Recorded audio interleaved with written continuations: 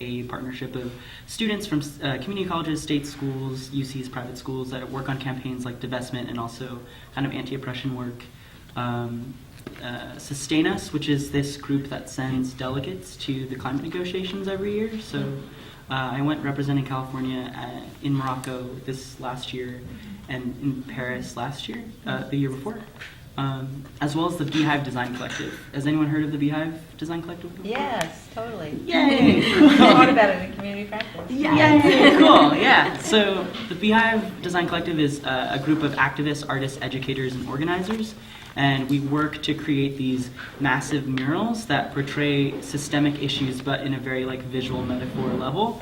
So I used a lot of that work to try and dissect the systems of oppression that are around us, and in a historical sense, but also in just a very visual sense. The work speaks for itself. I wish I could show you, but you could. Yeah, our graphics are free online, but.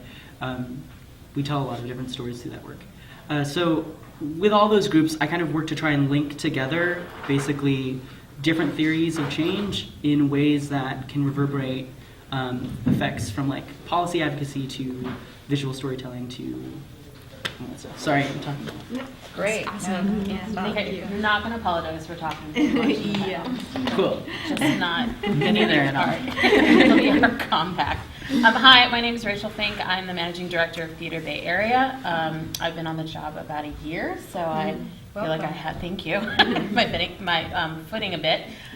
Theater Bay Area, for those of you who don't know, is our local service organization for the performing arts. We have about 300 companies who are members and 2,000 individual artists.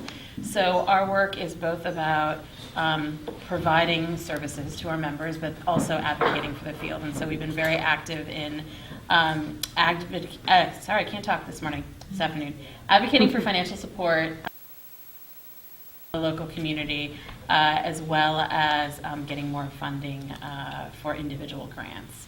And we've been having lots of internal conversations about what is the role of a service organization in this era when we're representing a multiplicity of perspectives, and what is our role as wanting to be thought leaders in the field as well. So I'm sure we'll talk more about that. My background prior to being at TBA was in arts education. I worked at Berkeley Rep and ran their theater school, and I've also done a lot of work on international cultural policy, as well as women leadership development. Great. Off to you. Hello everybody, my name is Jose Navarrete. I am a cultural worker. I have been working pretty much all my life doing, I started dancing, contemporary dance, and then I moved into multidisciplinary performances. I have been living in San Francisco for almost 25 years, and I have been working with the community, with a lot of companies around the Bay Area. Lately, I have been working with Eastside Arts Alliance. Eastside Arts Alliance is a cultural center in East Oakland that promotes and cultivates people of color, local artists, to do their work using contemporary art and social justice issues. So we have been working really hard. We do a lot of programming. We produce every year the Malcolm X Jazz Festival that happens the third week of May, which pretty much happens in San Antonio Park, which we bring a lot of the local communities in East Oakland.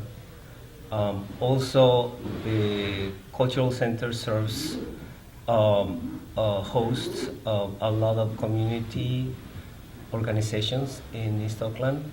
Some of them are really radical, and we host them, and then we provide space, and yeah, that's what we do.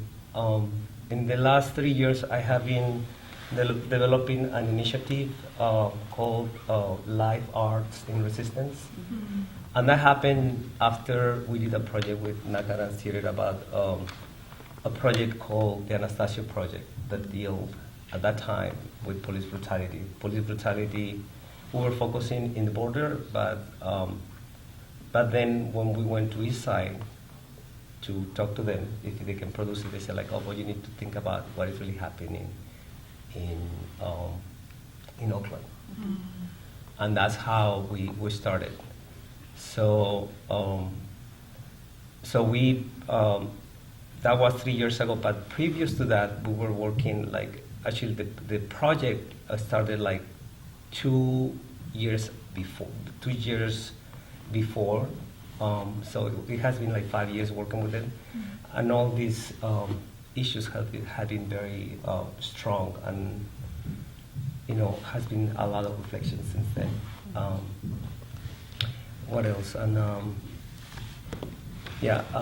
and then besides that, I have a company with David Kajiyama, Nagadan Theater. We have been working for almost 15 years, and we are really interested in working with communities. We had the pleasure and the honor to be working with Anne, with Skywatchers last year, which was really like an amazing collaboration. So, so we do a lot of stuff. I will stop here, and then we'll talk more. Later. Yeah. Thank you. Sure. I'm super happy to be in such an amazing group here, so thanks for having me here. And I'm Anne Lietenthal, and I have a long career, 30 plus years of making dances,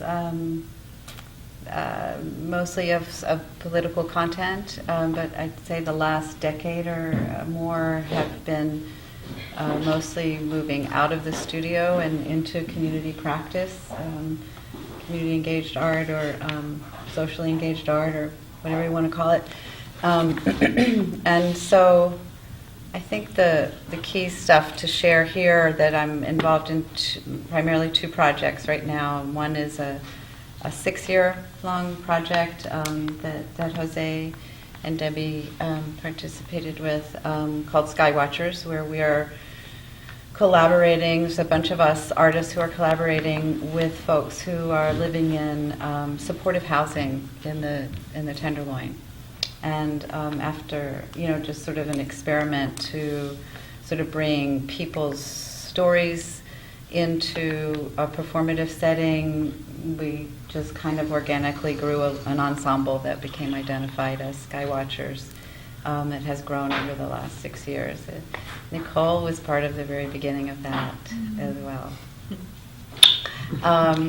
So that, that's a huge amount to talk about, but that's in a nutshell. The other project that I've been devoted to over the last 3 years is called Andares, which is a collaborative. It's also a sort of a community practice project, but really more dance and theater and music oriented. But it is an international collaboration with 7 survivors of the Civil War in El Salvador from the 80s. They were revolutionaries, they were musicians, they're activists. Most of them were musicians, most of them were combatants. Not all were all of those things, but it started as an investigation into a sort of geopolitical concept of forgiveness, but that was thrown away in the first interview because that wasn't really relevant to them. But nonetheless was something about accountability and the unveiling of 30 plus years of silence around the stories of the disappeared and the war crimes against humanity and the ongoing crimes, because these are still unaccounted for, still tens of thousands of bodies not claimed. Anyway, so these 7 collaborators I've been working with over the past 3 years, and we created, from that initial conversation about forgiveness, wanted to create a piece of theater around their stories. So we brought them here in 2015 and created a piece of choreography with their music, animating their stories. And right now, in like 2 weeks, come to El Salvador with me, because it's so beautiful. But our fantasy when we brought it here was that we would take it where it's supposed to be, which is in El Salvador. And the only way to do that, given money and many access I have to that country, really, was to be invited by the government to set it on their national dance company. And they did. And so I am. And it's been set. And it's in 2 weeks we're going to premiere that, which is a really rad act in that country right now. The theater, enveloped by various rival gangs and the people performing affected by all of that. Anyway, so Andares and Skywatchers are the things that consume my life right now and help me to metabolize what is going on in our country right now, which we can talk about later. I'm Debbie Kajiyama, and as Jose mentioned, we have a dance theater company called Naka Dance Theater together. Aside from the projects that he already mentioned, we're just starting to do the initial investigations of a new work called Buscarte, or Looking for You, which talks about or considers the idea of forced disappearance. And particularly, we're starting out with the story of the missing 43 students from Ayotzinapa in Mexico, if you're familiar with that story, and are really embarking on sort of a long-term investigation of it, and have begun talking with Sameh Dizan, who performed last night at the festival, about her research into the Lumad people in the Philippines, in Mindanao, and Bib Chanel Bibene, who is from the Congo, and his experience of disappearance and violence there. So that's kind of a really the very beginning of it, but we're interested in stories that are more hidden and that need to be brought, have a light shown on them. And as Jose mentioned, it's a lot of working with groups of folks. I promised myself I wasn't ever going to use the word community because that word is so overused, but it's hard to avoid it. So that's. And I also work as a sign language interpreter. I'm also in service to that group of folks and interested in accessibility in general of theater and performance. Thank you all. Our panelists, ladies and gentlemen. I wanted to start the conversation talking about what is activism and what does it mean to you. Sure. Poor guy. Right. So just to put it simply, I think activism is just how we interact with systems existing or potentially imagined in the world, and how we intervene in trying to sway change, or whether that's in the policy realm, or whether that's through a narrative, or whether that's through physical or mental, large scale or personal. I think that activism is really about taking those principles and the values that you believe in and really making them alive in ways that resonate with other people. Yeah. Is that okay? What's that? We're going to the line. You pretty much said it. I mean, truly, my answer was going to be, it's about identifying what your core values are, and really integrating that through all the channels of your life and your work, and identifying what you want to do with that and really activating it. I think for me, activism, it comes to being able to activate something, being able to physically, mentally, or spiritually try to create something into it. And because I am, my trajectory is movement, always I found myself that I need to activate a space, a thought, or people through my movement, and that's what I do.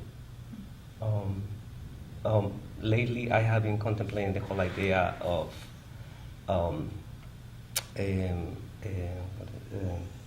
the inquiry, because it's another thing that I think we need to activate. How we need to be able to create narratives that will help us to go forward. But it's another kind of activism that it has to do with creating policy, or trying to be able to have the language to change things in City Hall and the government.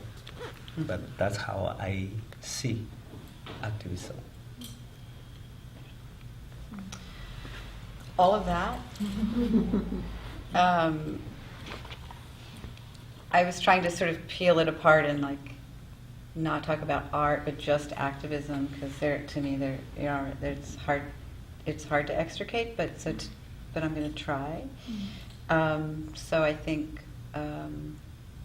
I think the word itself says activate, so it's something beyond what a lot of us tend to do, which is read and watch and listen and feel good about ourselves because we've become knowledgeable, which I'm not saying is not important, super important. But you're asking about activism, and I'm that's my inquiry also. Like how much am I feeling like I'm doing shit, and how much am I really doing shit? So it's the doing shit part that I feel is the activism, and forgive my language, but it is about waking up. To me, the bottom line is about let's wake up. How do I wake myself up every day out of habit, out of norm, out of how do I disrupt? And not for the sake of just disrupting, but disrupt in a constructive way towards some kind of value that it feels integral and important to me, and towards justice, towards equity, towards compassion, towards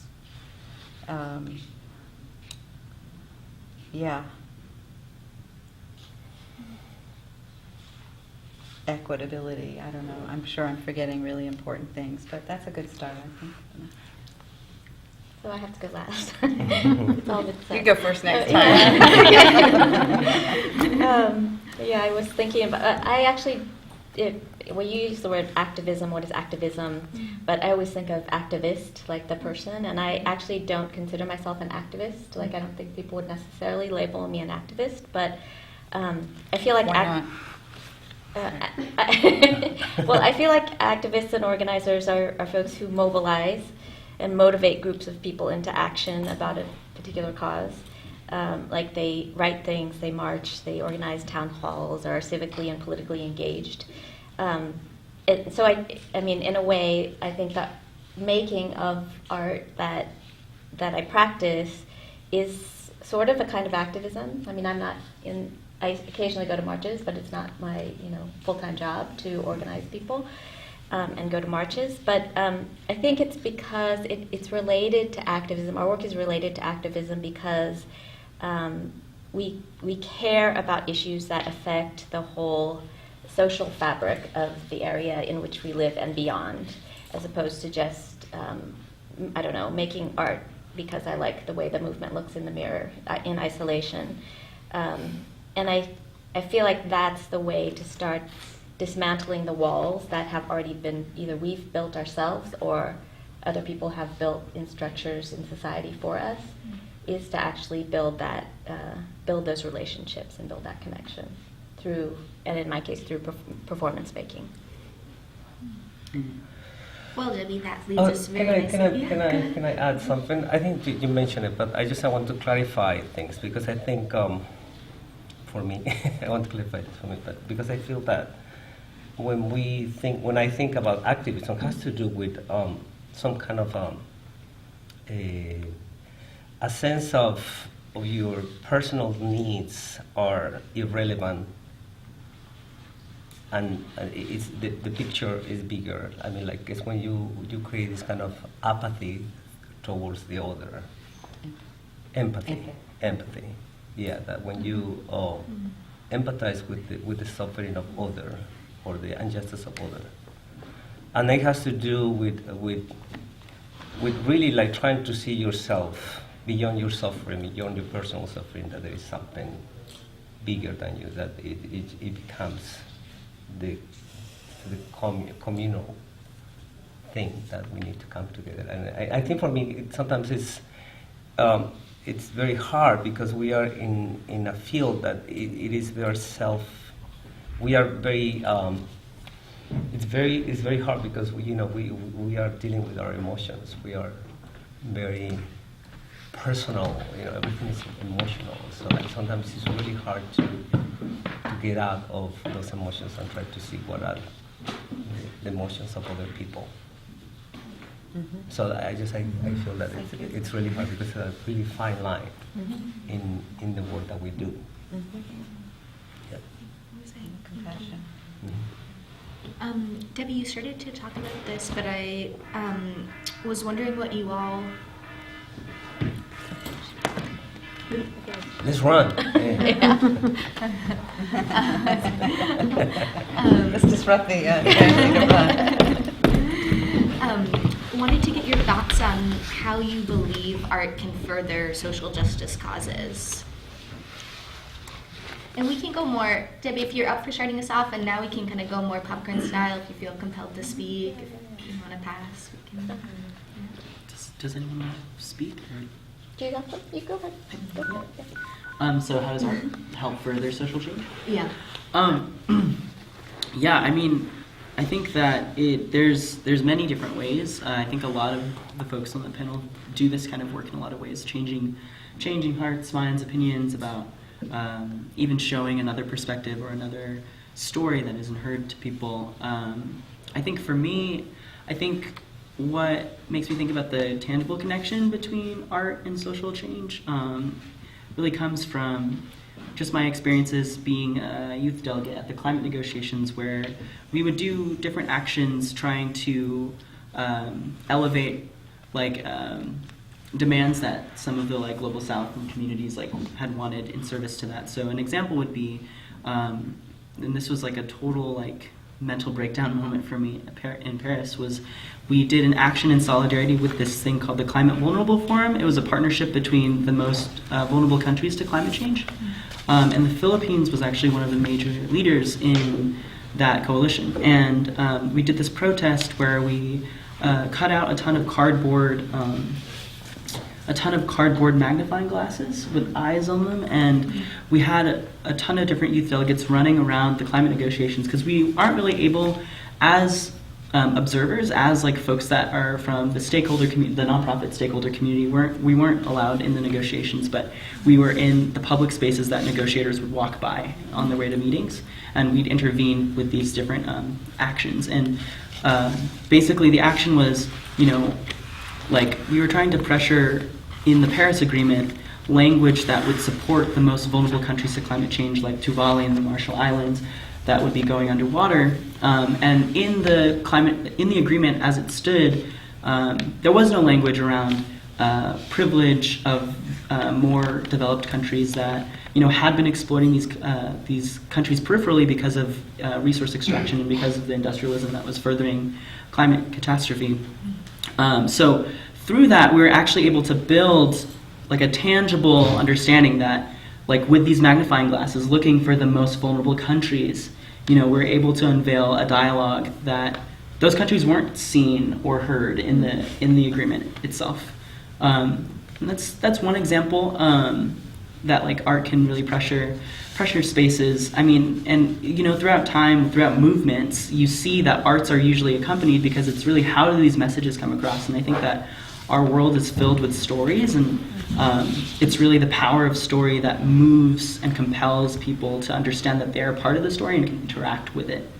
So I think that in a lot of ways, art is one of the driving forces, a catalyst, but not necessarily you can't always use just arts. You need to have an interdisciplinary approach, in terms of how we impact the world. But it's one of those things that allows the narrative to be discovered in terms of what is possible or what can be.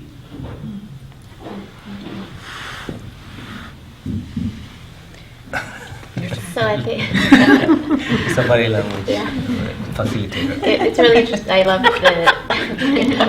the image of these magnifying glasses. I think I've been thinking a lot about being seen, being witnessed, like witnessing or being witnessed, and I feel like that's one of the powerful things about performance in particular.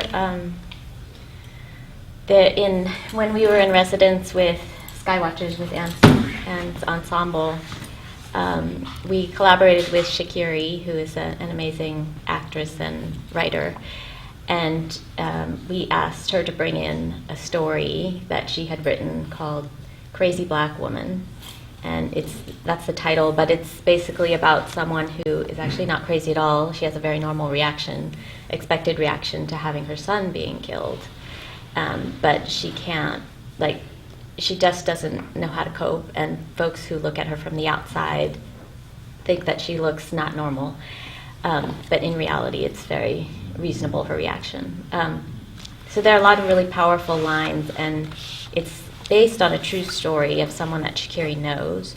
And she brought the lines to the group, and the group learned the lines pretty fast, and were performing it, and pretty soon you started seeing folks who had that similar experience stand up, and sometimes improvisationally and even in performance would say, okay, this is the part where this story comes up, and I'm just going to take the space and I'm going to speak my story. And it was extremely powerful because, so I don't know what the audience thought, if they thought any of it was true or if they thought it was just a play, fictional play. But it was so powerful. And then once one person did that, it started to cascade to other people. And it was so powerful to me because some of the time we didn't even necessarily know that a person had had this experience. And I just remember one time towards the end of the run, June, one of the performers, after, she would always, not always, but many times she would go up and say her story, and then she would weep, on stage. And I was always so worried about her, obviously we weren't forcing her to do it because she would just do it spontaneously sometimes, but I would always make sure that she was not traumatized. I mean, I think she was suffering trauma, but I wanted to take care of her in that process. And she would always cry. She'd walk off stage halfway, and then I'd go after her, and then she'd turn around and she'd walk back on stage, and she'd finish the whole show. And always after, we would talk to her, and she's like, no, I want to do this. And it happened in many cases where folks were dealing with hidden stories or traumatic stories, where they're like, when you speak with them afterwards, they're like, no, it's really important because I want people to hear my story. And so I feel like that being seen, or having folks bear witness to you, is something really powerful in terms of whose body gets the privilege of being on stage in a performance, and whose stories have the privilege of being represented on stage, is the big question. Well, and I would add that it's incredibly profound for the audience who are on the other side as well. It's one of our greatest tools to encourage empathy in people, to be able to witness the stories and narrative, as you were talking about, even on a biological level. The experience of seeing and witnessing someone else's experience is encoded in your brain neurons. That's very similar to if you had actually experienced it. And so it's a great tool for us as we're trying to figure out how to bridge these really wide divides, that it's both the act of experiencing art, but then also witnessing it, which is personally, what I believe is one of our greatest tools to figure out how we move ahead. Yeah. Can I ask a question? So who were the audiences for this particular project? For the Skywatcher. It was kind of a mix. I mean, it was folks who just happened to want. This was in a public space on the street on Ellis Street, right in front of the Tenderloin National Forest. So it was a mixture of folks who were just happening by and a group friends of the residents, also the dance community. Yeah, and then we did a flyer announcing specific times to do the performance. So it was open. So it was free outside? It was and- free outdoors. It was produced by Dancers Group on site. Did you have to use like microphones or? Sometimes. In a typical Skywatcher performance, it's sometimes yes, sometimes no. And I'd say, you guys might have had a different kind of percentage, but I'd say a typical Skywatcher performance is about 85% resident people who live in the neighborhood. And for maybe the larger, sort of more advertised performances, we might go down to being like 75 to 80%, and but that 15 to 25% out from outside the neighborhood. And I think if I can piggyback on that to me is also a way of art promoting social change, is this sheer juxtaposition of people and the closeness of that. One of the things I love about the forest is that there's like no choice about there being a division between audience and performer. You're about this close to someone who's singing their story, So when June is crying, you're not even that far away, really, and you're all in it together, and it's hard to tell who's what and where, and it's infectious, that thing that you were describing. I was going to say, can I keep talking for a minute? Or did you get your question? I did. Did it Thank answer? you. That I think that primal thing about for anyone who's a mom, see me, mommy, watch me, it's like there's something inherent